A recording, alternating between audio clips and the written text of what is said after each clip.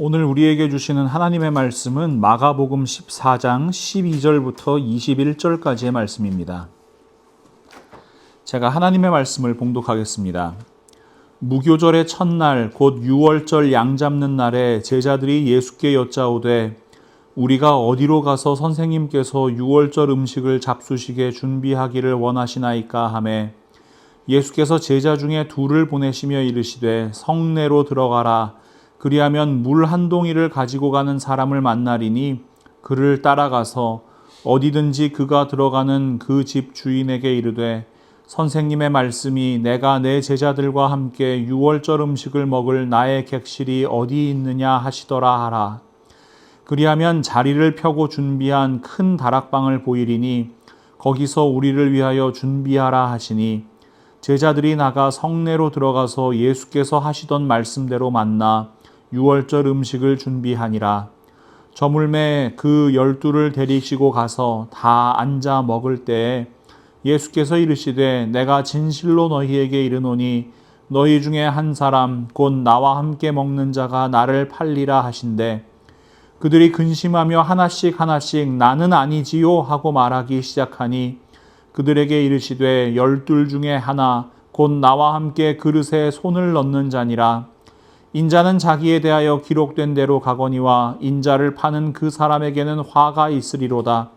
그 사람은 차라리 나지 아니하였더라면 자기에게 좋을 뻔하였느니라 하시니라. 아멘.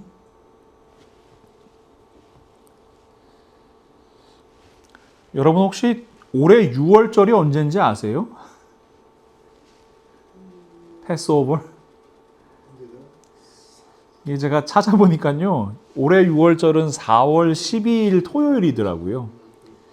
유대교에서는 6월절을 가장 큰 절기로 기념하는데 우리에게 6월절은 익숙하지 않은 절기입니다. 혹시 지금까지 살면서 6월절을 지켜보신 분 계세요? 유대인이 아니라면 쉽지 않은 일일 거예요.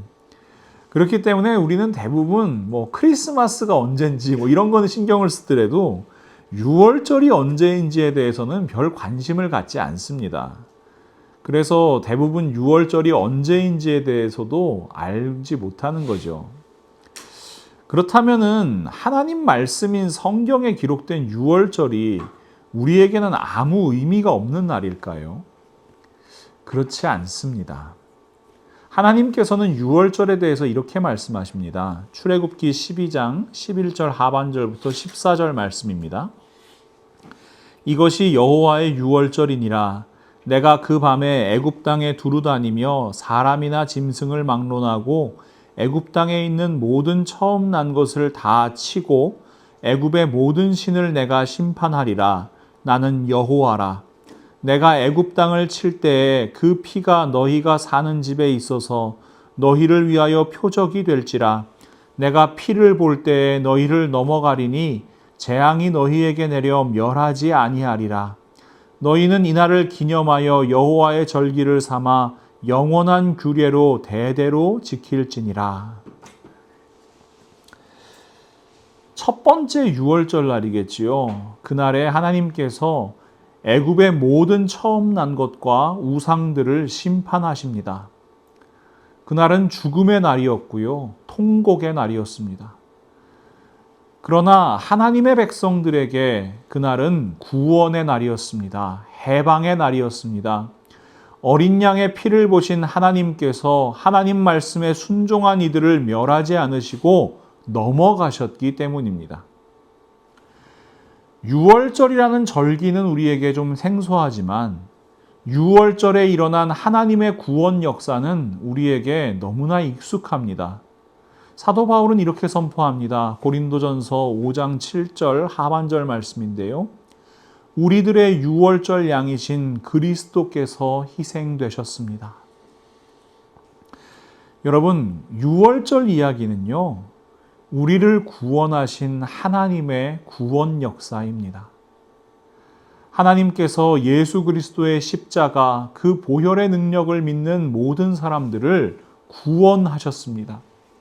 요한복음 3장 14절에서 16절 말씀 모세가 광야에서 뱀을 든 것 같이 인자도 들려야 하리니 이는 그를 믿는 자마다 영생을 얻게 하려 하심이니라. 하나님이 세상을 이처럼 사랑하사 독생자를 주셨으니 이는 그를 믿는 자마다 멸망하지 않고 영생을 얻게 하려 하심이라. 그래서 유월절은 하나님의 놀라우신 구원 계획을 미리 보여주시는 예표라고 할 수 있습니다. 골로새서 2장 16절에서 17절 말씀 보시면 그러므로 먹고 마시는 일이나 명절이나 초승달 축제나 안식일 문제로 아무도 여러분을 심판하지 못하게 하십시오. 이런 것들은 장차 올 것들의 그림자일 뿐이요 그 실체는 그리스도에게 있습니다. 사도 바울은 아주 명확하게 선언하는데요. 율법에 기록된 정한 음식, 부정한 음식의 문제, 절기와 안식일 문제 이런 것들은 장차 올 것들의 그림자, 즉 예표일 뿐이라고 말입니다. 그리고 그 모든 것의 본질은 예수 그리스도라고 선포하는 겁니다. 이런 관점으로 보면요. 오늘 예수 그리스도께서 제자들과 함께 유월절 음식을 나누시는 모습은 구원받은 하나님의 백성들이 참여한 천국잔치, 성도들이 함께 모여 구원의 감격을 나누는 교회의 모습을 미리 보여주시는 예표라고 할 수 있습니다. 그러니 우리는 예수님과 제자들의 유월절 식사 장면을 통해서 예수님께서 세우시는 교회의 모습을 바라볼 수 있어야만 합니다. 그렇다면 여러분, 예수님께서 세우시는 교회의 모습은 어떤 모습입니까? 먼저 교회는 하나님께서 예비하신 자리입니다. 제자들이 예수님께 여쭙습니다. 오늘 본문 12절 말씀 보시면 무교절 첫째 날에 곧 유월절 양을 잡는 날에 제자들이 예수께 말하였다. 우리가 가서 선생님께서 유월절 음식을 드시게 준비하려 하는데 어디에다 하기를 바라십니까? 우리는 유월절이라는 절기를 지켜본 적이 없어요. 그래서 이 준비 과정을 좀 이해하기가 어렵거든요. 유월절 지키는 걸요, 추수감사절 같은 명절을 보내는 것으로 착각하는 경우가 많습니다. 여러분 한번 여쭤볼게요. 유월절 지키는데 가장 중요한 게 뭐예요?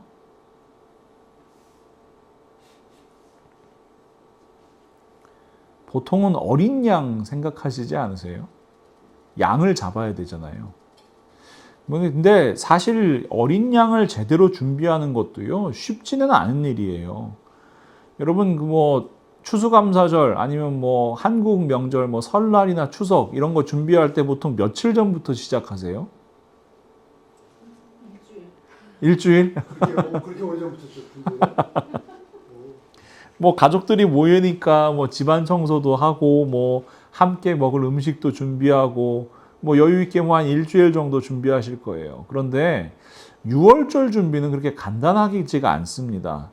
출애굽기 12장 5절 말씀을 보시면 너희가 마련할 짐승은 흠이 없는 1년 된 수컷으로 하되 양이나 염소 가운데서 골라라.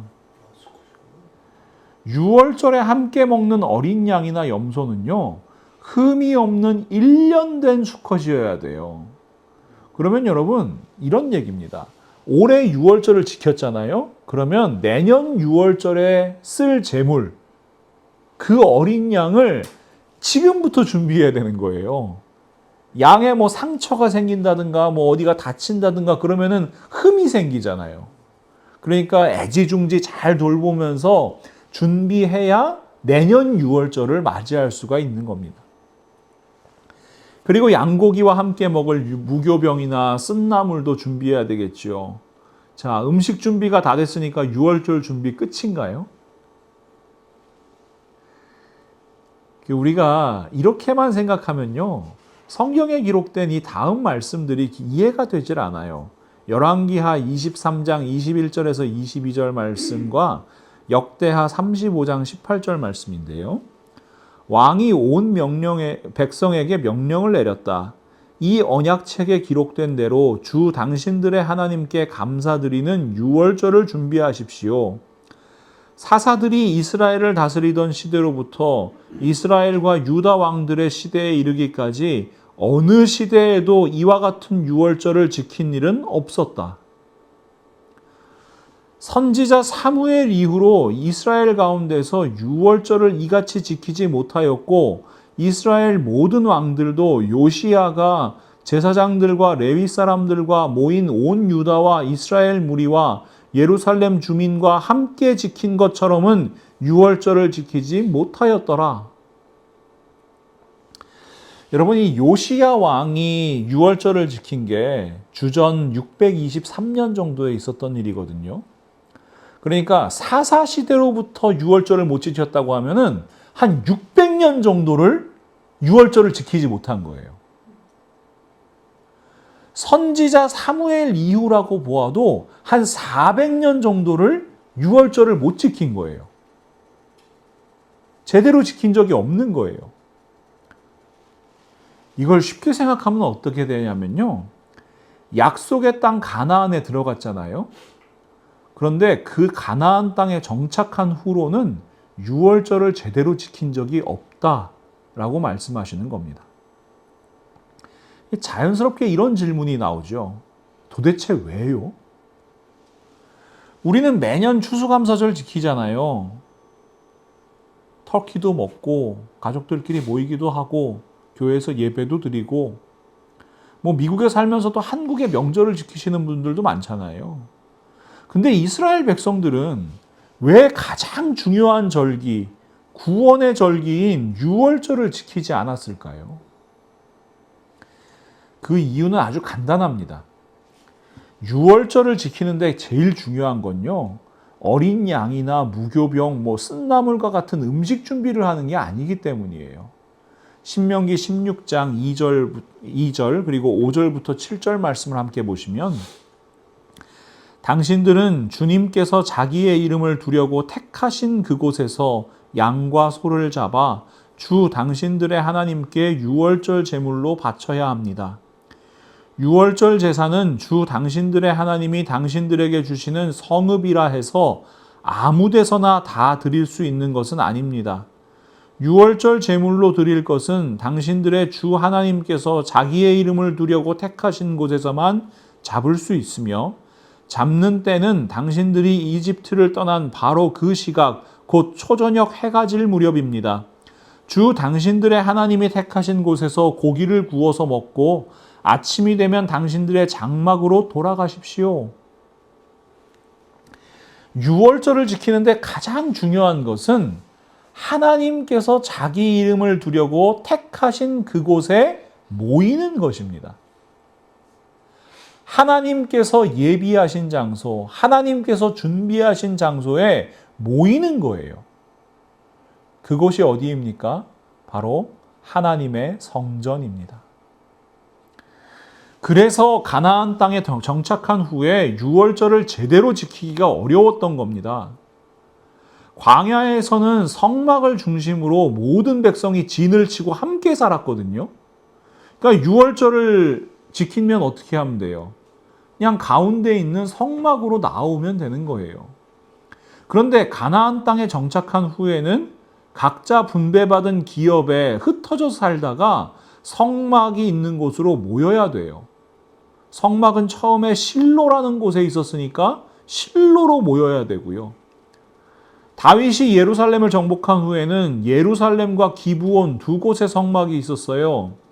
그리고 다윗의 아들 솔로몬 왕 때 마침내 예루살렘 성전이 건축되고 유월절을 지키기 위해서는 예루살렘 성전으로 올라가야만 합니다.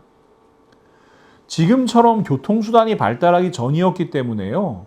각자의 성읍에서 예루살렘으로 모인다는 게 말처럼 쉬운 일이 아니었습니다. 그래서 자연스럽게 이스라엘 백성들은 모이지 않게 된 거예요. 모이지 않게 되니까 유월절은 더 이상 유월절이 아니게 된 거예요. 각자의 자리에서 어린 양을 잡는다고 해도요, 그건 하나님께서 말씀하시는 유월절을 지키는 방식이 아니었습니다. 그래서 600년 혹은 400년 동안 유월절은 제대로 지켜진 적이 없었던 겁니다. 그렇다면 하나님께서는 왜 유월절에 하나님께서 택하신 곳으로 모이라고 하시는 걸까요? 바로 여호와 일에 하나님의 예비하심을 경험하게 하시기 위함입니다. 창세기 22장 13절과 14절 말씀을 보시면 아브라함이 이삭을 번제로 바치는 장면이 기록되어 있습니다. 아브라함이 눈을 들어 살펴본즉 한 순양이 뒤에 있는데 뿔이 수풀에 걸려 있는지라 아브라함이 가서 그 순양을 가져다가 아들을 대신하여 번제로 드렸더라. 아브라함이 그 땅 이름을 여호와 이레라 하였으므로 오늘날까지 사람들이 이르기를 여호와의 산에서 준비되리라 하더라. 여러분 잘 알고 계신 것처럼 아브라함은 사랑하는 아들 이삭을 번제로 드리라는 하나님의 말씀에 순종하는 마음으로 나아갑니다. 그리고 하나님의 예비하심을 경험하지요. 하나님께서는 이삭 대신 제물로 사용할 순양을 미리 준비하십니다. 그래서 아브라함은 그 땅을 여호와 이레, 여호와께서 준비하심이라고 부르게 됩니다. 그런데 그 땅의 원래 이름은 모리아 땅이었습니다. 창세기 22장 2절 말씀, 여호와께서 이르시되 내 아들 내 사랑하는 독자 이삭을 데리고 모리아 땅으로 가서 내가 내게 일러준 한 산 거기서 그를 번제로 드리라. 그리고 여러분 그 모리아 땅은 바로 하나님의 성전이 세워지는 곳입니다. 역대하 3장 1절 말씀, 솔로몬이 예루살렘 모리아 산에 여호와의 전 건축하기를 시작하니 그곳은 전에 여호와께서 그의 아버지 다윗에게 나타나신 곳이요 여부스 사람 오르난의 타작마당에 다윗이 정한 곳이라.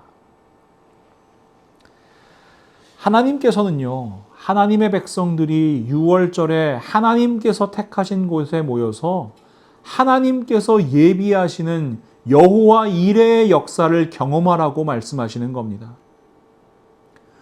주전 2000년경에 모리아 땅에서 아브라함에게 양을 예비하신 하나님께서 1000년의 시간을 뛰어넘어 성전터를 예비하십니다. 그리고 다시 1000년의 시간을 뛰어넘어 예루살렘 성읍에서 너무나 중요한 유월절 식사 자리를 예비하시는 겁니다. 오늘 본문 13절에서 16절 말씀 보시면요, 그 예비하심을 경험할 수 있죠. 예수께서 제자 중에 둘을 보내시며 이르시되 성내로 들어가라. 그리하면 물 한 동이를 가지고 가는 사람을 만나리니 그를 따라가서 어디든지 그가 들어가는 그 집 주인에게 이르되 선생님의 말씀이 내가 내 제자들과 함께 유월절 음식을 먹을 나의 객실이 어디 있느냐 하시더라 하라.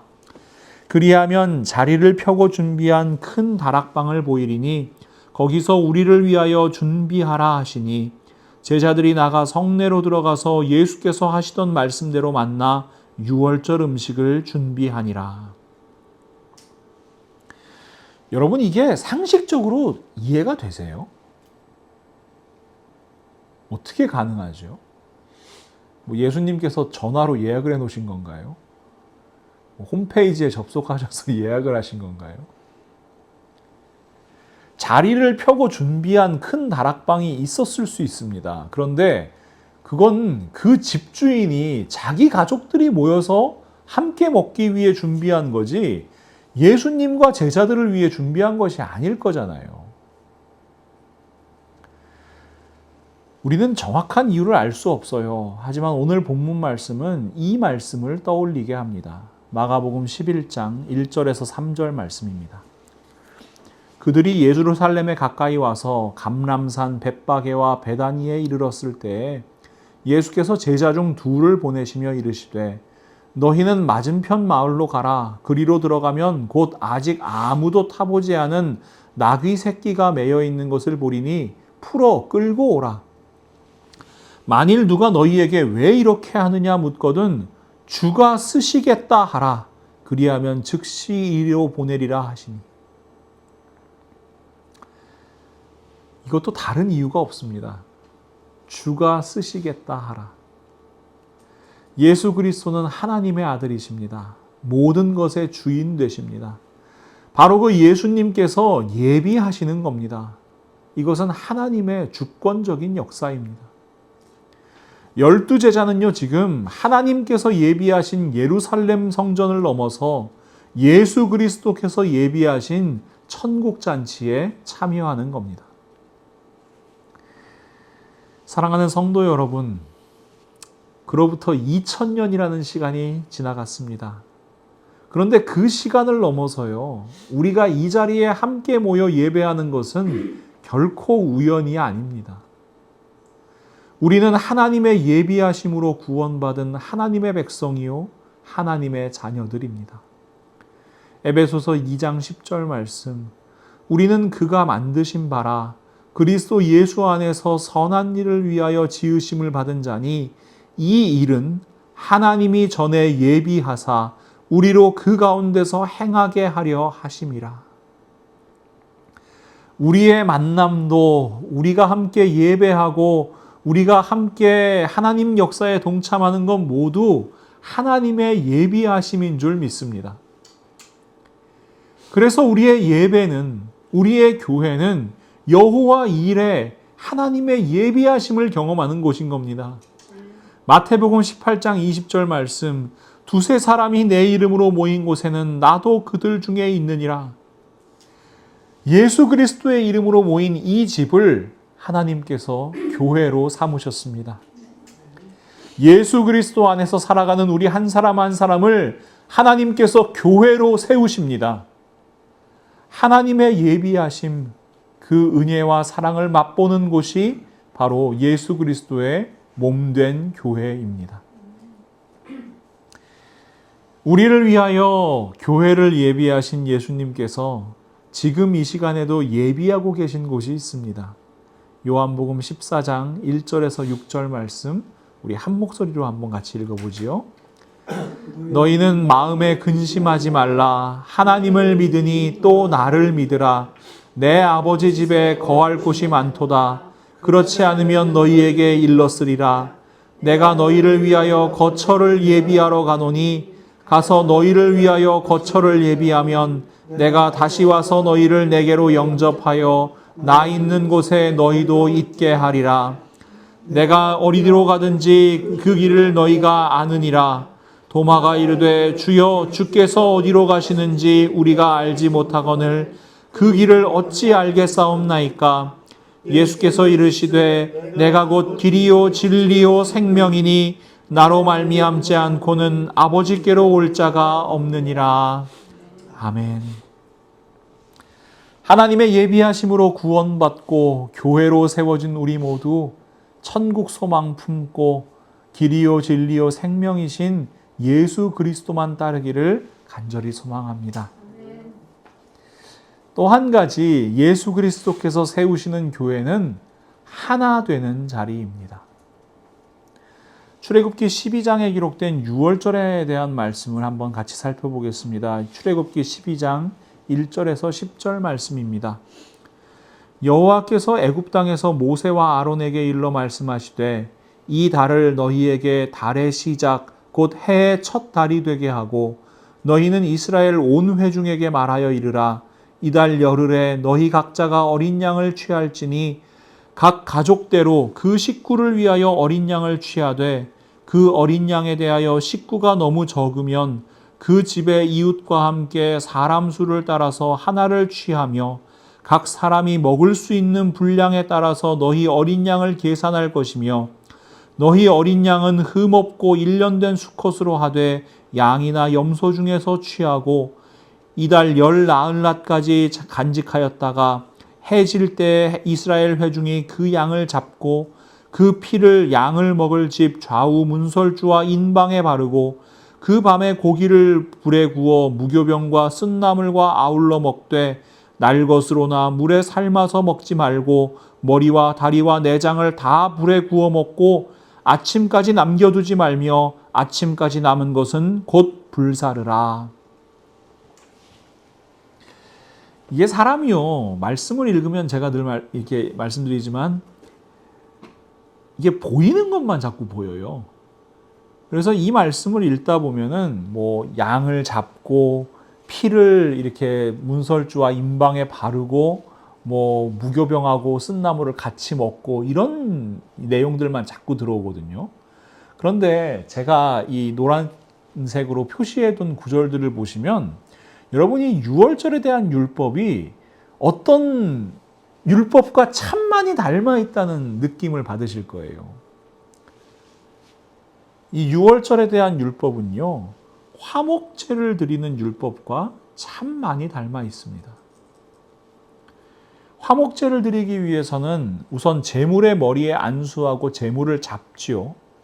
그리고 그 피를 뿌리고 나서 제물의 기름을 불에 태워 번제로 드립니다. 그러면 제물의 고기가 남잖아요.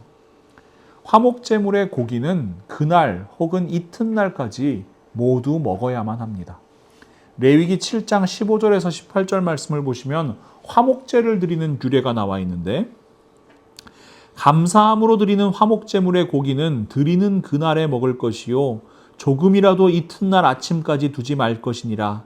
그러나 그의 제물이 예물의 제물이 서원이나 자원하는 것이면 그 제물을 드린 날에 먹을 것이요 그 남은 것은 이튿날에도 먹되, 그 제물의 고기가 셋째 날까지 남았으면 불사를 찌니, 만일 그 화목제물의 고기를 셋째 날에 조금이라도 먹으면 그 제사는 기쁘게 받아들여지지 않을 것이라. 드린 자에게도 예물답게 되지 못하고 도리어 가증한 것이 될 것이며, 그것을 먹는 자는 그 죄를 짊어지리라. 여러분, 소나 양을 화목제물로 드리고 그 고기를 하루 또는 이틀에 다 먹는 거 혼자서 가능합니까?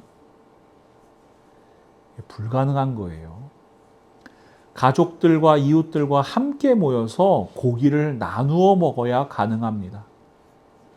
함께 모여서 한 마음으로 한 식탁을 나누어야 완성되는 제사가 바로 화목제입니다. 유월절도 마찬가지예요, 여러분. 양을 잡아서 어떻게 해야 돼요? 그날 밤에 다 먹어야 돼요. 제가 찾아보니까요, 이 챗GPT가 별걸 다 찾아주더라고요. 1년 된 양 한 마리에서 고기가 얼마나 나오냐 이렇게 찾아보니까 대략 40파운드 정도 고기가 나온대요. 근데요, 하나님께서는요, 이 고기는 보통 우리가 먹는 이 그 숄더, 뭐 이렇게 뭐 양갈비 뭐 이런 데만 따진 거거든요. 근데 하나님께서는 머릿고기도 먹으라 그러셨고 내장까지 다 먹으라 그러셨잖아요. 그러니까 한 20파운드 정도는 추가해야 될 거예요. 그럼 여러분 60파운드 정도의 고기와 내장을 다음날 아침까지 다 먹으려면 혼자 드실 수 있으세요? 이건 도저히 불가능한 거잖아요.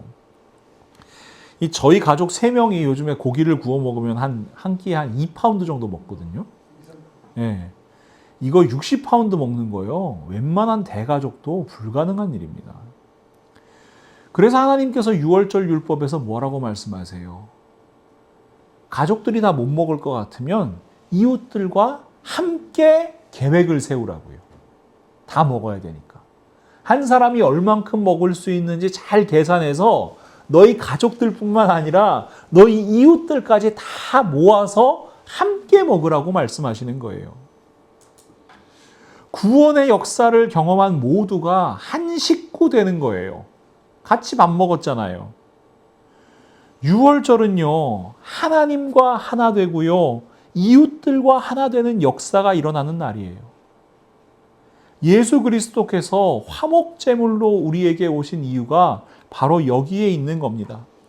요한일서 4장 10절에서 12절 말씀. 사랑은 여기 있으니 우리가 하나님을 사랑한 것이 아니요 하나님이 우리를 사랑하사 우리 죄를 속하기 위하여 화목제물로 그 아들을 보내셨음이라. 사랑하는 자들아, 하나님이 이같이 우리를 사랑하셨은즉 우리도 서로 사랑하는 것이 마땅하도다. 어느 때나 하나님을 본 사람이 없으되 만일 우리가 서로 사랑하면 하나님이 우리 안에 거하시고 그의 사랑이 우리 안에 온전히 이루어지느니라. 이 역사를 경험하게 되는 것이 유월절 식사이고, 이 역사를 경험하게 되는 것이 바로 예수 그리스도께서 세우신 교회인 것입니다. 그런데 말입니다. 안타깝지만 예수께서 함께 하신 유월절 식사 자리에 모인 이들은 한 식구가 아니었습니다. 몸은 한 자리에 있는데 마음이 달라요. 같은 음식을 함께 먹고 마시는데 마음이 달라요. 이 자리를 예비하신 예수님은요, 제자들과 함께하는 유월절 식사를 대단히 고대하고 계셨습니다. 누가복음 22장 14절과 15절 말씀 보시면 우리 예수님 마음을 알 수 있는데요. 시간이 되어서 예수께서 자리에 앉으시니 사도들도 그와 함께 앉았다. 예수께서 그들에게 말씀하셨다. 내가 고난을 당하기 전에 너희와 함께 이 유월절 음식을 먹기를 참으로 간절히 바랐다. 예수님께서 왜 이렇게 간절하게 원하셨을까요? 조금 있으면 예수님 고난당하셔야 되잖아요. 예수님 십자가에 못 박히기 위해 가셔야 되잖아요. 그것도 힘든 일이죠.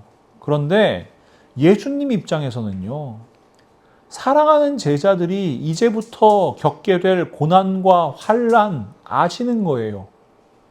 그것이 마음이 아프신 거예요. 그런 제자들에게 밥 한 끼 먹이시고 싶은 마음 아니셨을까요? 너희들 나를 기억해라 말씀하시면서 떡과 잔을 주시잖아요. 아무리 힘들어도 포기하지 말라고 말씀하시는 거예요. 지금 이 시간, 이 식사의 자리를 기억하면서 힘을 내라고 말씀하시는 거예요. 이것이 예수님의 마음입니다. 그러나 안타깝게도 예수님의 제자들의 마음은요, 권력욕에 불타고 있어요. 예수님께서 떼어주신 떡을 먹었어요. 따라주신 잔도 마셨어요. 최초의 성찬에 참여하였습니다. 예수님께서 종의 모습이 되셔서 제자들의 발을 한 사람 한 사람 씻겨주셨습니다. 예수님께서 행하신 세족식입니다. 그런데 이 은혜와 사랑을 맛본 후에 제자들이 가장 먼저 한 일이 무엇입니까? 바로 다툼입니다. 누가복음 22장 24절 말씀, 또 그들 사이에 그중 누가 크냐 하는 다툼이 난지라. 제자들의 마음은 비교의식에 가득 차 있어요. 경쟁심에 가득 차 있어요. 권력욕으로 가득 차 있어요. 게다가 그중 한 사람 가룟 유다의 마음에는 재물에 대한 욕망까지 가득해요. 이런 생각이었을 것 같습니다. 에휴, 이 순진한 사람들아, 그게 너희 생각처럼 될 것 같냐? 내가 볼 때 예수라는 사람은 이미 실패했어. 나는 내 주머니에 은 30, 120데나리온 채우고 떠날 거야. 남은 니들끼리 잘 해봐라.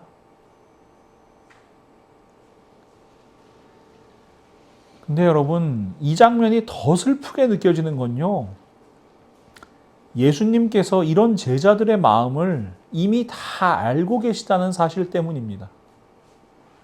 오늘 본문 18절과 19절 말씀인데요.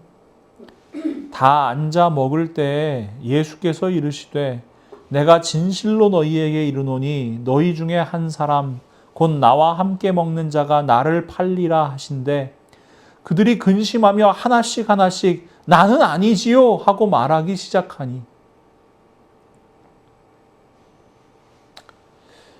제가 범죄 심리학을 공부하면서요, 이 말씀이 참 다르게 보이더라고요. 이 범죄 심리학에서는 용의자들의 진술을 이렇게 분석하는 방식들이 있어요. 어떤 표현을 사용하는가, 어떤 말, 어떤 단어를 사용하는가, 이걸 가지고 이 사람이 범인인지 아닌지 판단하는 겁니다. 대표적인 게요, 여러분, 증거 있어? 이 말이에요.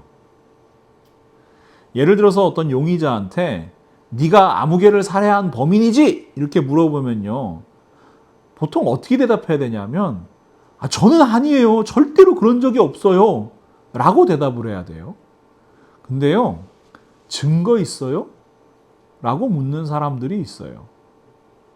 이 범인들은 대부분 자기가 잡히지 않을 거라고 생각하고 범행을 하는 거거든요. 그리고 자신이 범인이라고 밝혀질 증거를 완벽하게 인멸했다고 믿고 있거든요. 그래서 자기도 모르게 증거 있어? 라고 되묻는 겁니다. 역설적으로 이 말을 하는 사람은 자신이 범인이라는 것을 자백하는 거랑 마찬가지예요. 이 비슷한 맥락으로 보면요. 지금 제자들은요. 예수님께서 이 중에 한 사람이 나를 팔 거다 라는 이야기를 들으면 뭐라고 대답을 해야 돼요? 절대 아닙니다. 절대 아닙니다라고 하거나 아니면 그게 누굽니까? 이렇게 물어봐야 되잖아요. 근데 제자들은 지금 뭐라고 물어봐요? 나는 아니지요 라고 되묻고 있어요.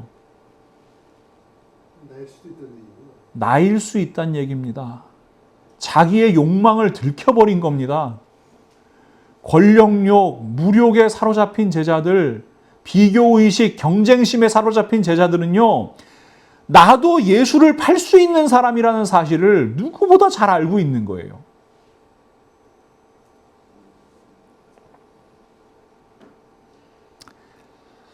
여러분, 교회가 하나 되기 위해서는요, 한 마음을 품어야 합니다. 그러나 이 한 마음이 인간의 욕망이 된다면 그것은 재앙입니다. 우리 20세기 역사에서 교훈을 얻을 수 있지요. 나치라고 하는 정치 세력이 독일인들의 마음을 하나 되게 하였습니다. 그 일에 독일 교회가 적극적으로 동참하였습니다. 한 마음이 됐어요. 한 뜻을 품었어요. 그런데 그들이 하나가 돼서 무슨 일을 저질렀습니까? 인류 최악의 비극이라고 불리는 제2차 세계대전을 일으켰습니다. 수많은 유대인들과 집시들을 학살한 홀로코스트를 자행했습니다. 그러면 여러분, 교회는 어떤 마음으로 하나가 되어야 합니까? 바로 그리스도 예수의 마음입니다. 우리 함께 빌립보서 2장 1절부터 5절 말씀을 읽도록 하겠습니다. 그러므로 그리스도 안에서 여러분에게 무슨 격려나 사랑의 무슨 위로나 성령의 무슨 교제나 무슨 동정심과 자비가 있거든 여러분은 같은 생각을 품고 같은 사랑을 가지고 뜻을 합하여 한 마음이 되어서 내 기쁨이 넘치게 해 주십시오. 무슨 일을 하든지 경쟁심이나 허영으로 하지 말고 겸손한 마음으로 하고 자기보다 서로 남을 낮게 여기십시오. 또한 여러분은 자기 일만 돌보지 말고 서로 다른 사람들의 일도 돌보아 주십시오. 여러분 안에 이 마음을 품으십시오. 그것은 곧 그리스도 예수의 마음이기도 합니다. 아멘. 예수님과 같은 마음 품어야 그리스도인입니다. 예수님과 한 마음 된 그리스도인들이 모인 곳이 교회입니다. 이것이 예수 그리스도께서 세우신 교회의 본질입니다. 제가 오늘 설교를 준비하면서 지난 한 주간 계속해서 묵상한 말씀이 있는데요. 요한계시록 3장 20절 말씀입니다. 볼지어다 내가 문 밖에 서서 두드리노니 누구든지 내 음성을 듣고 문을 열면 내가 그에게로 들어가 그와 더불어 먹고 그는 나와 더불어 먹으리라. 지난주에 제가 워렌 버핏과의 점심 식사에 대해서 말씀을 드렸는데 그 식사와 비교할 수 없는 예수님과의 식사 자리를 함께 한 느낌입니다. 예수님께서 교회의 본질이 무엇인지 깊이 고민하게 하시더라고요.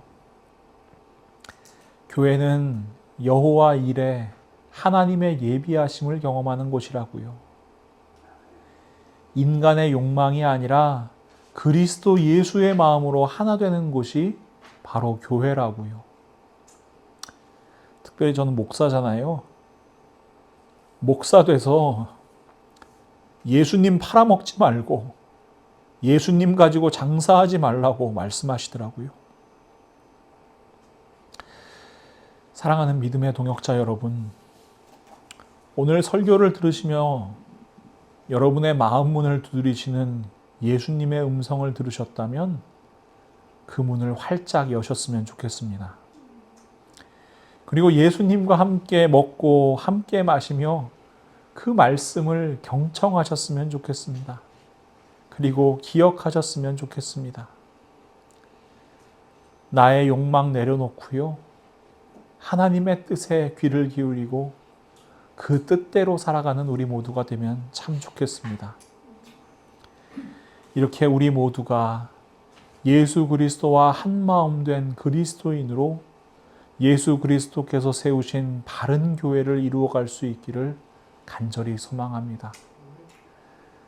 우리와 함께 먹고 함께 마시고 함께 웃고 함께 울어주시는 예수님께서 세상 끝날까지 우리와 항상 함께 하실 것입니다. 사랑의 하나님, 오늘도 하나님의 말씀으로 저희에게 말씀해 주심을 진심으로 감사합니다. 이 시대에 교회의 본질은 자꾸만 사라져가고 껍데기만 남아가는 모습을 너무나 많이 바라봅니다. 하나님, 그래서 저희들 본질이 필요합니다. 예수 그리스도의 십자가 그 보혈의 능력만 의지하게 하시고 저희들 이 교회를 통하여 하나님께서 예비하신 그 여호와 이레의 은혜와 사랑을 늘 맛보는 사람들 되게 하여 주시옵소서. 무엇보다 그리스도 예수의 마음으로 하나 되는 저희들 되기를 간절히 소망합니다.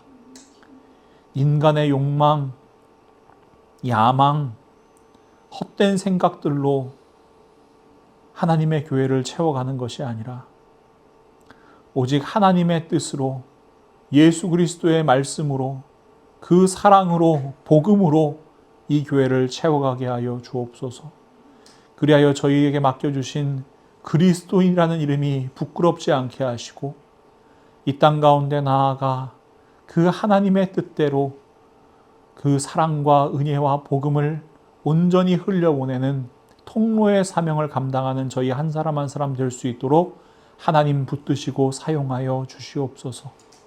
그렇게 저희를 위하여 예비하신 하나님 나라를 향하여 한 걸음 한 걸음 나아가겠습니다. 날마다 쉽지 않은 일이고 환난과 고난이 있는 일이고 언제나 결단과 선택이 필요한 길인데 그때마다 저희에게 허락하시는 하나님의 능력과 하나님의 용기로 말미암아 저희들 감당하게 하여 주시옵소서. 저희들의 능력이 아니라 하나님의 능력 드러나기를 간절히 소망하오니 저희들의 가정과 일터와 저희들의 모든 삶의 터전과 무엇보다 우리 라이프 교회 위에 언제나 그 하나님의 역사만이 나타나게 하여 주시옵소서. 예수 그리스도의 이름으로 간절히 기도합니다. 아멘.